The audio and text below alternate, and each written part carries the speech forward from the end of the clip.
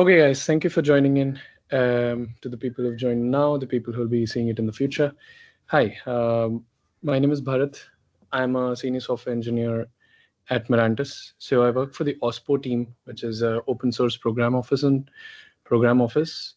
We primarily focus, develop, nurture the open source growth within and outside the company.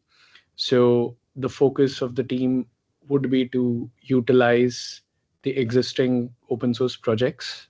Um, how can we integrate them within the current ecosystem, and also how can we grow them? Right. That's the focus of the team. Today I'll be talking on, um, of course, AI. Right now, there's no talk without the buzzword AI. So yes, it is AI, but it is AI on Kubernetes, and it is AI on Kubernetes on Azure, right? So when we look at the evolution of cloud, right? Um, Kubernetes has definitely, matured on cloud. It was supposed to be a simple idea, but then very soon, because of multi-clusters and multiple services and the entire ecosystem that was created around it, it became extremely complex, right? And that's why there was a requirement and a need for platform engineering.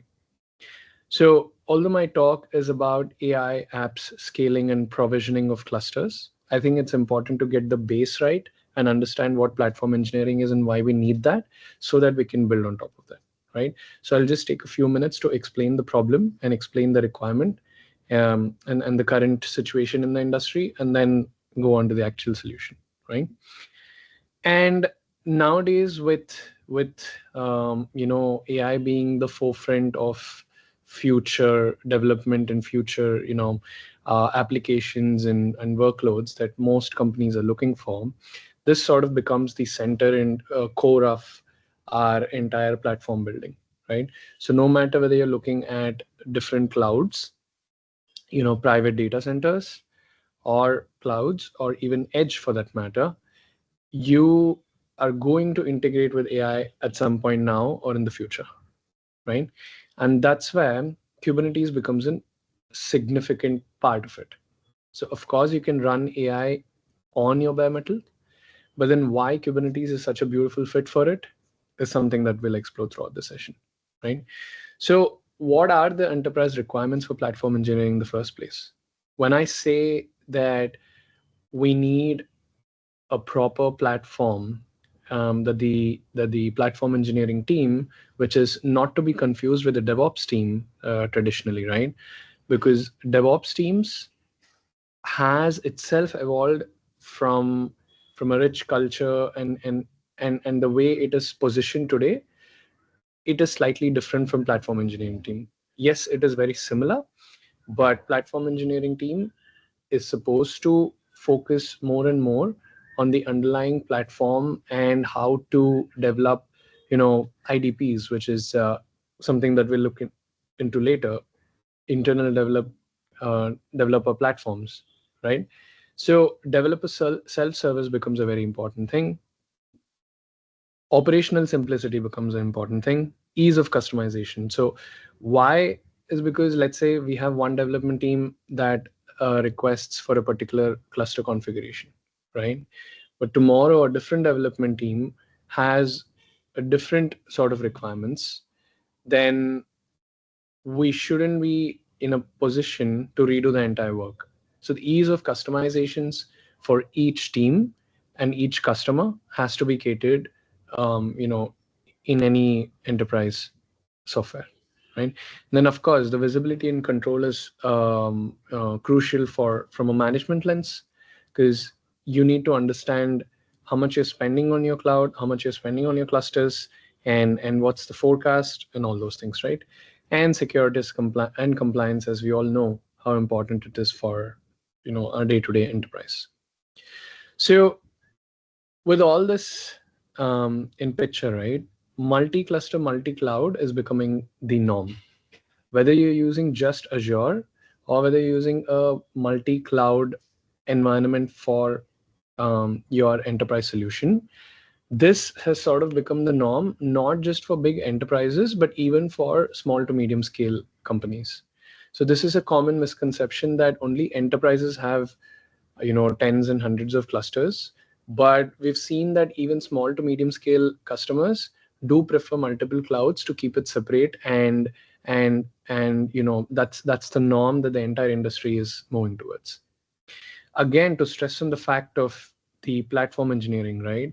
76% of the people have implemented multi-cloud strategy in some way or the other, but then only 29% have adopted platform engineering, because initially they would start with just provisioning a cluster with patches from place A, place B, place C, and then they'll all stick it all together. It works, but then to make this repeatable and easy to maintain, you need a streamlined process, and that's what is lacking in most places, right? So what can we do about this multi-cluster problem, right? So of course there's always the option of doing nothing, right? Just how so many softwares are built at many companies, but one day or the other it'll catch up. So eventually we'll see lower developer velocities, and the processes become so lengthy and annoying that it'll take weeks together to just ship a product across, right? With this you'll occur a lot of technical debt, and that's when things will really go from bad to worse. And then we have the DIY open source solution. So again, like I stressed, this Kubernetes has built this beautiful ecosystem around it where we are developing everything out in the open, and there are tools to do all this, right? But doing anything DIY and doing it for the long run is always a pain. So of course there are multiple tools that are specialized to achieve one thing, and they do that very nicely. But then you have to put across multiple toolings and customize it for you. That'll become this challenge with DIY open source. Then comes your proprietary solution, right? So proprietary solution definitely has its ups, but it also sort of has its downs. So we don't want to be focused, or we don't want to be restricted to a vendor lock-in challenge, which many companies saw with a few examples in the past couple of years, right? And that's where the enterprise grade open source solution comes into picture. So companies like Red Hat, Microsoft, Apple to some extent as well. Like we don't know so much about them, but they've been good contributors to the community as well. So all these companies that I mentioned and some more have chipped in to create this enterprise grade open source solution in different areas, right? So we will explore one such open source solution today, and how we can efficiently sort of manage and solve this problem, right? That's why I introduced k0rdent to you. So k0rdent is a composable and declarative Kubernetes platform engineering tool, right? It is completely open source. What I mean by that is the underlying technologies, as we'll see, is utilizing the open source technologies of Cluster API. So for those of you who've been in platform engineering and Kubernetes management and cluster management, right, you must have heard of Cluster API. So CAPI is the upstream project, which is the standardized way to provision your Kubernetes clusters. And that's the technology, powering k0rdent behind the scenes as well. So at an overall level, we have like three main components: cluster management, state management, and observability, right? So cluster management takes care of provisioning and monitoring and upgrading, downgrading, whatever, all the operations that goes with clusters. State management does pretty much the same thing, but not for clusters, for applications. So you can think of these two as like day zero tool and then day two tools, right? So day zero is for your actual provisioning of clusters. And once all that is done, then you'd be focused on the state management, which is the application delivery, right? I'll talk a little bit more about this in the AI example that I'll demonstrate. The third one is observability. So as we all know, in Kubernetes, there are n number of solutions and companies who are working on observability tools, right? Everybody's focused and they showcase their own strength. And since Kubernetes does not have a native observability stack, this ecosystem has grown on its own as well. So what we've done in k0rdent is use OpenTelemetry, Prometheus, Grafana, and all these upstream technologies, and I've baked in this already into the tool, right? So you don't have to do any custom configuration of deploying Prometheus and Grafana and OpenTelemetry, working with the OTel operators, you know, attaching your clusters to that. None of those manual operations are required. This stack is already built into your k0rdent thing, right? So I don't want to talk too much about this, but essentially this is just a diagram that showcases level by level. Here at the bottommost, you have your infrastructure providers, which is again things like on-prem or Azure, AWS, something like that. And then you have a bunch of things on top of it, right? Some of which I've already talked about, some of which you can probably, take a look later. This is an architecture overview, which I've already covered, but just to stress again, the cluster management is handled with the CAPI controllers and specific the CapEx controller. So for Azure, we have a CapZ controller, which we'll see in a while. And for other clouds as well, we have similar controllers. And then the component that is managing or handling this entire cluster provisioning is actually Cosmotron, right? And under that, there's k0s. So earlier when I mentioned k0rdent is 100% open source, right? And I talked about CAPI being the backbone. The other sort of backbone, the infrastructure providers, these are the infrastructure providers, but the components that handle the infrastructure providers and actually provision the clusters on your cloud are the Cosmotron and k0s that is underneath. These two are also open source. They're worked upon by upstream communities where Menantis is powering most of it, and that's what we're using underneath. For state management, which I mentioned for application deployment and management, right? So we're using Sveltos. So Sveltos is again yet another open source project that is completely independent and running for quite a while now, and we've adopted that into k0rdent, where that takes care of application management, right? And then onto the top right, you have the cluster definitions, right? So essentially, all we need to define for your cluster is this cluster deployment YAML file that has your cluster template and service template, cluster template corresponding to your cluster, service template corresponding to your application, and the cluster deployment YAML has the life of your cluster, right? I will, of course, show how a cluster deployment looks like, and we'll see how it looks like for Azure as well. Now that I've set up sort of a base for platform engineering, AI, and Kubernetes, we'll see what are the challenges, and we'll see how we can sort of fix them with k0rdent, right? So whenever we talk about AI, typically our mind races to the models.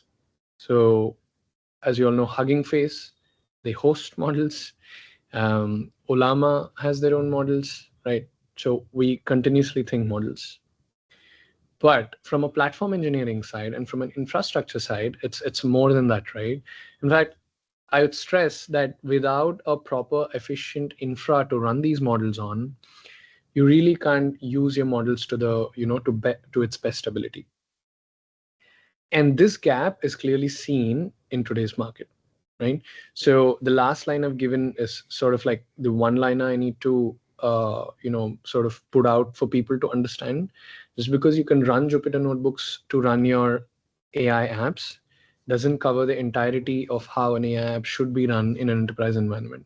So the MLOps is not certainly equal to a Jupyter notebook. So why Kubernetes is such an ideal is because it is inherently GPU aware, which is sort of difficult to accomplish on a bare metal server. Of course, there are drivers that needs to be installed on both places. It won't be magically aware of it, but with a proper platform engineering base, we can make the Kubernetes cluster be AI ready, GPU ready, from the start, right? And then there's auto scaling as well. Auto scaling becomes extremely important when you think about the costs involved in AI development, right? So we all know how quickly costs can scale up, right? ChatGPT has released recent data where it's burning millions just because of thank yous and sorries that are sent by people onto the tool, right? So it is extremely costly. Auto scaling becomes a critical feature for us to realize that when the models are not running, we need to scale them down and save costs as much as we can. And this is done quite smoothly in Kubernetes compared to, a bare metal. And of course, this works across clouds, which becomes really important whenever you're thinking about scaling across your regions or multiple clusters and all those things. Right? Jumping onto the exact demo, today what I want to show is a speech translation system that is completely done by AI, where I've split up the speech translation into 3 parts. One is the audio is converted into text, and the text is converted to text of another language, from the source language to the target language. And finally, the target language text is converted back to audio, right? And all these 3 are individually AI models as well. So for the first one, I'm using OpenAI's Whisper model, which is audio to text conversion. For the second one, I'm using Meta's NLLB, which is no language left behind, which is text to text. And for the third one, I'm using audio to text back, which is TTS, and that's CoQ, right? All these 3 are open source, and these are the individual ones. Now, in order to accomplish this, what do I need?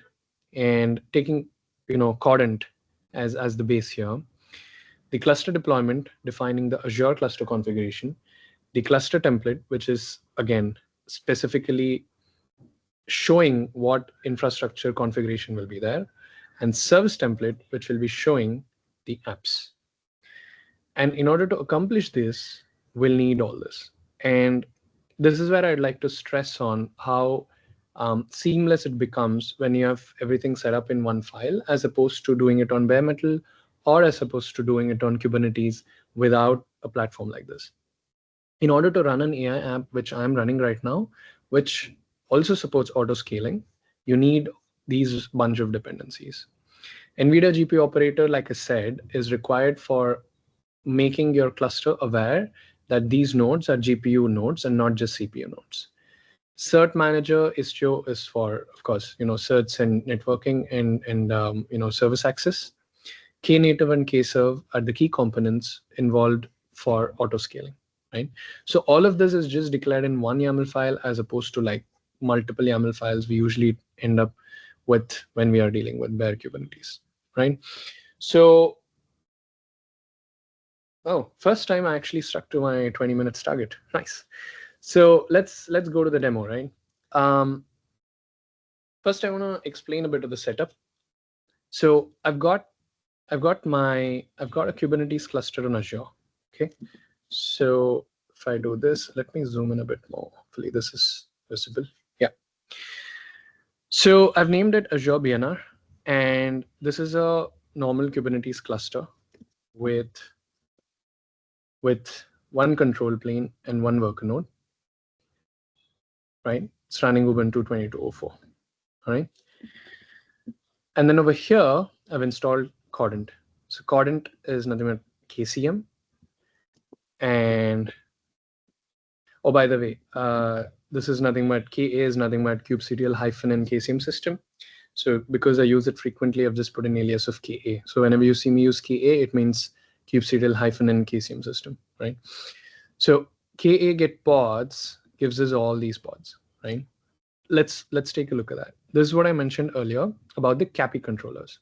So CAPI controller itself is the upstream main controller, which is not cloud dependent and which has all the generic controllers and components to make it work. And then you have your infrastructure cloud dependent controller. So what we'd be interested today is CAPZ, which is the Azure controller. And then we have the Cosmotron bunch of stuff. So Cosmotron is required, like I said, for the actual provisioning of Kubernetes clusters, right? This is what takes care of the provisioning. And then we have a bunch of other KCM components. Source controller here is for Helm, as we'll see, right? So that becomes an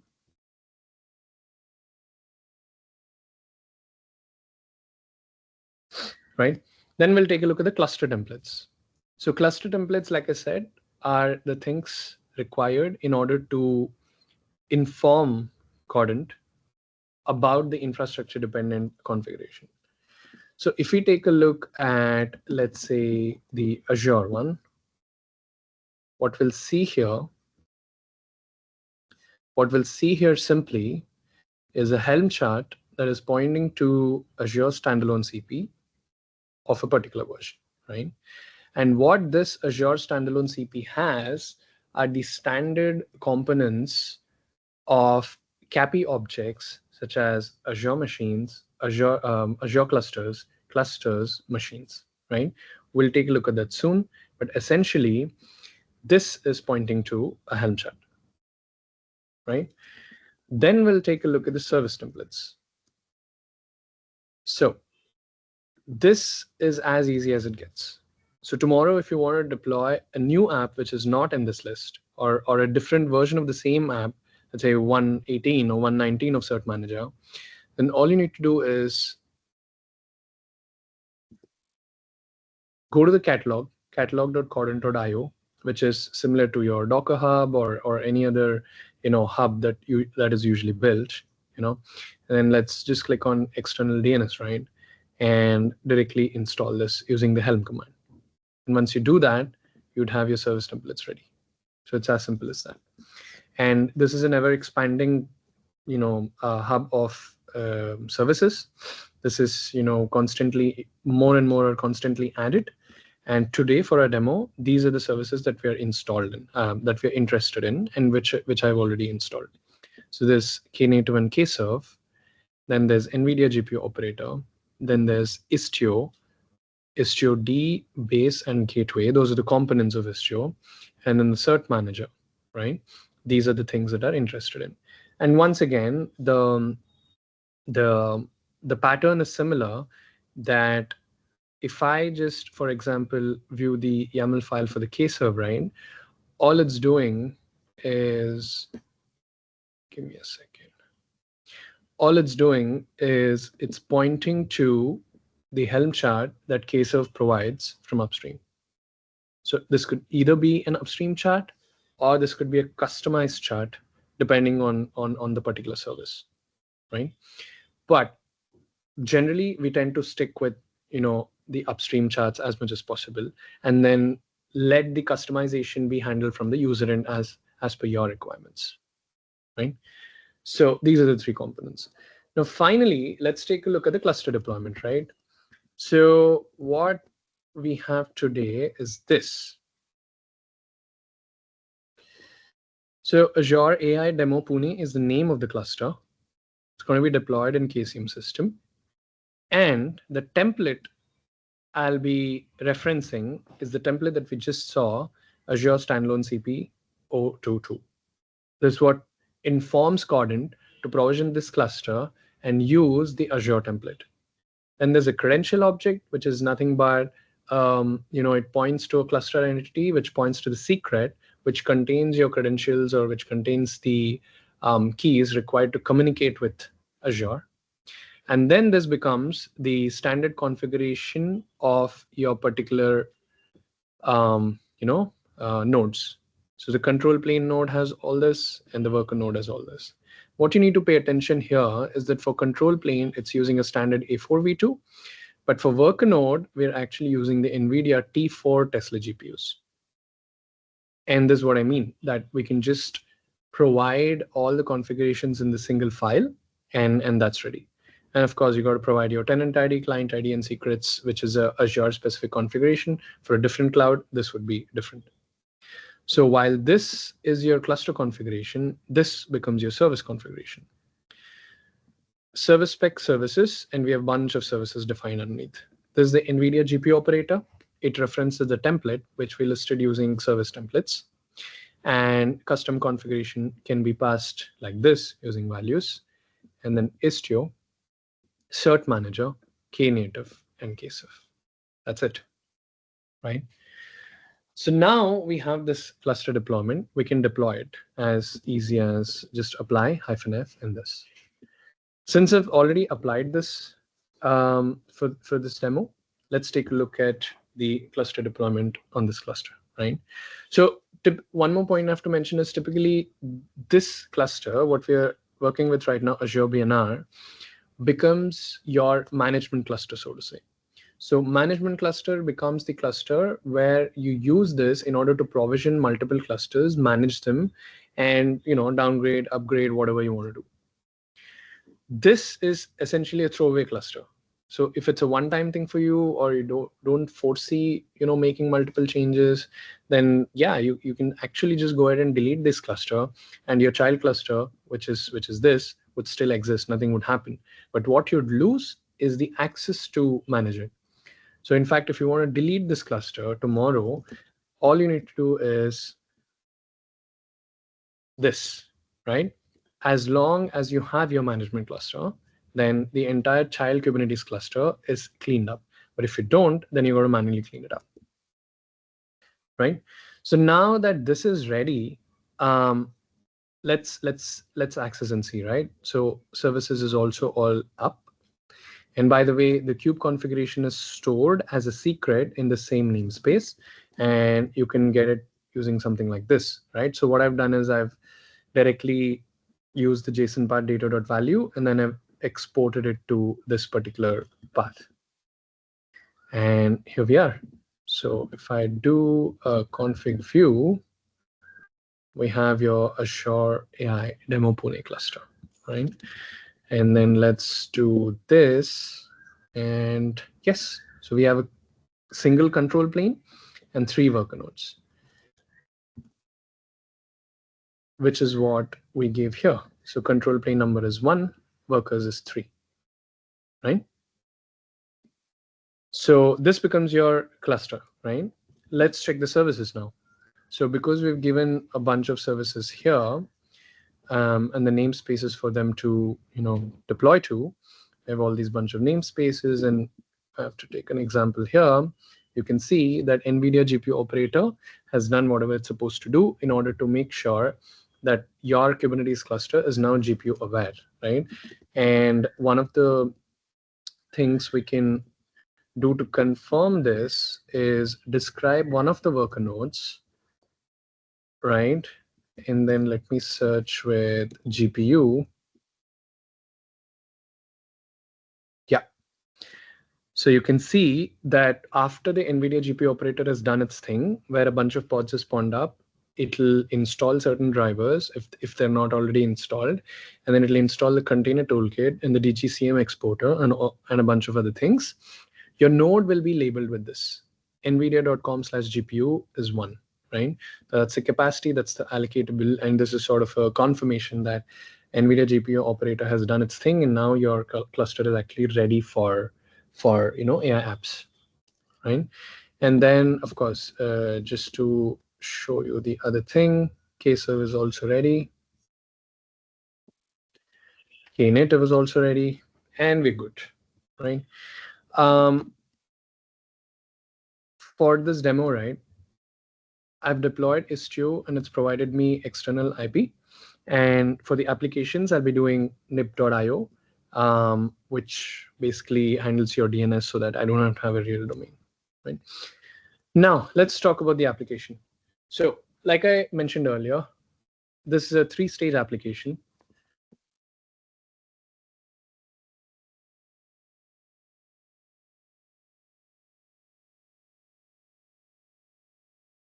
Yeah, there's a 3-stage application. Kube Whisperer is the first one. Translation inference is the second one. And text to speech is the third one, right? And what I've done for all these 3 is developed something called inference services, which is a CR of KServe. So the reason to do this is let KServe handle it smartly. The deployment, the management, the scaling up and down, everything, right? And for that, we need to mention the annotations here of what you want the minimum scale to be and what you want the maximum scale to be, right? And then this application specific configuration, nothing special there or nothing generic there. It's for this proper application. The other two services also follow similar suit, all right?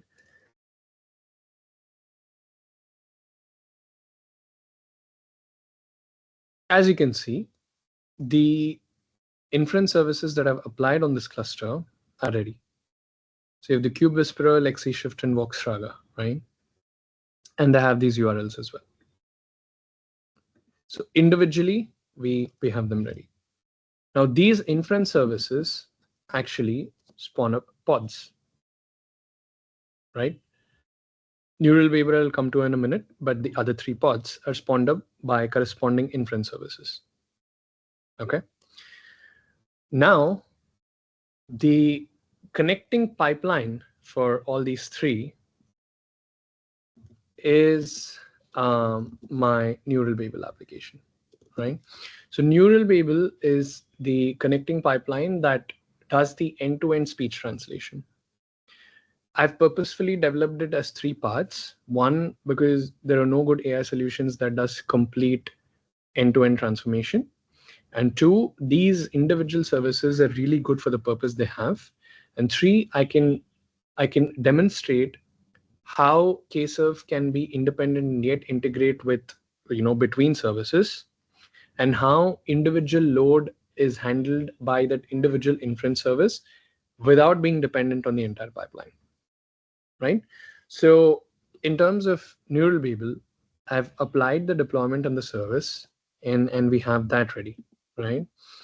So if you take a look at this, we have the virtual services, which is an Istio-based custom resource, and I have the Neural Babel for that.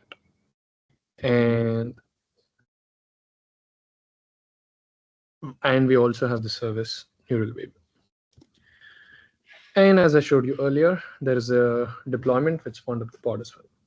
All right, now finally, let's test this out, right? So I've written a basic script, which is taking an input audio file in English and then converting that to French. And hopefully you all can hear because it's going to play the audio out loud as well. So currently what's happening is it's checking the health status. Once that's done, it's processing the pipeline. So it's gone into the first stage where it's going from audio to text, and then the second stage where it's text to text, from English to French, and then the last stage from the text back to audio, right? And while that's happening,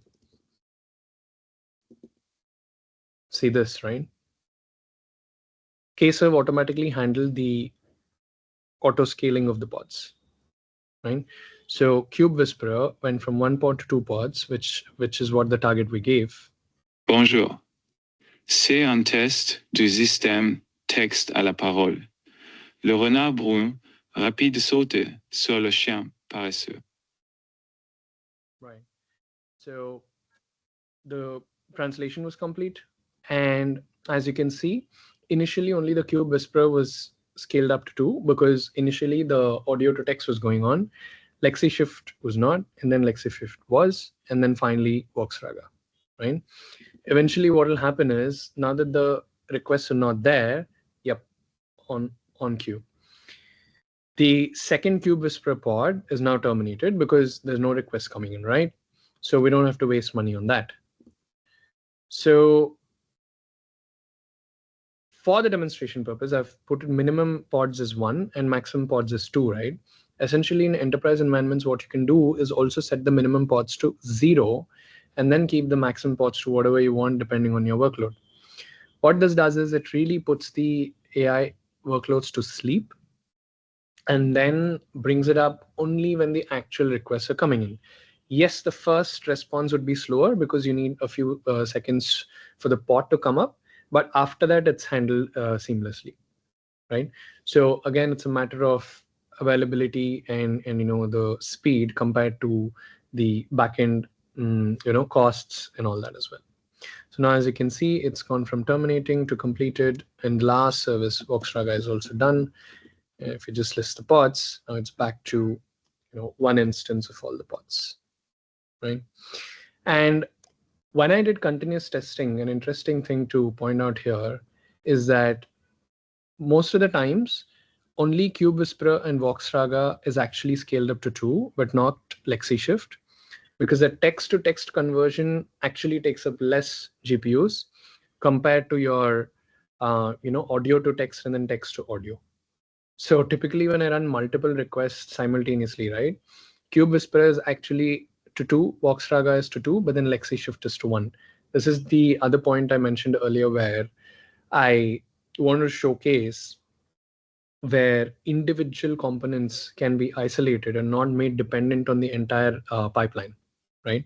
So that this KServe and the way the application is set up helps us achieve that.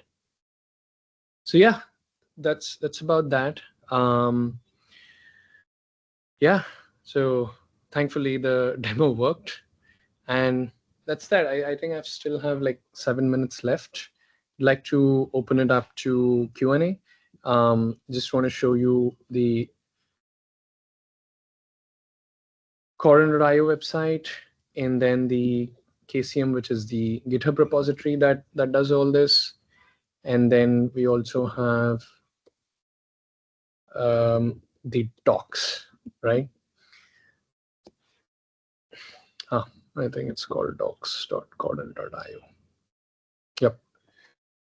So yeah, since all of this is open source, I encourage people to just check it out, try it out. So just a quick thing, if I can take another 60 seconds, I just kept the kind cluster also. So what I did is I have a management cluster on Azure, right?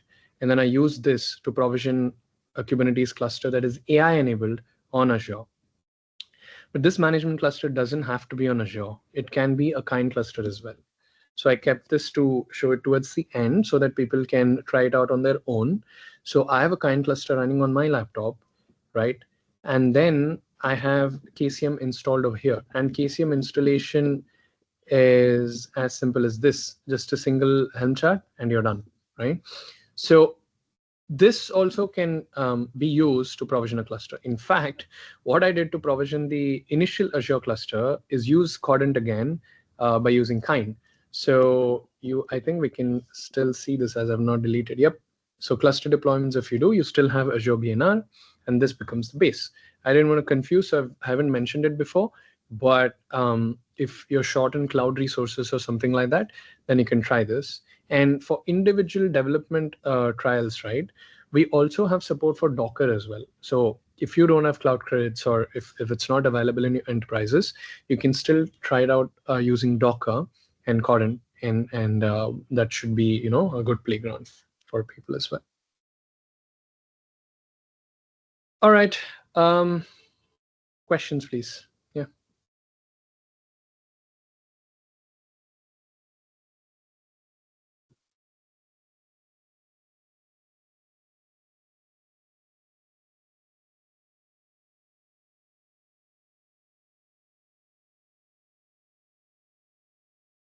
Okay, then. Hey, hi, Bharat. Thank you. Thank you so much for sharing this valuable information with us. It was really very helpful and informative session.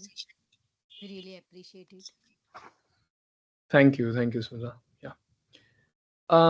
Yeah, if no questions, then I'll give people 5 minutes of their time back. Let's take a break and then join the next session, right? Thank you so much. Thank you so much for this opportunity.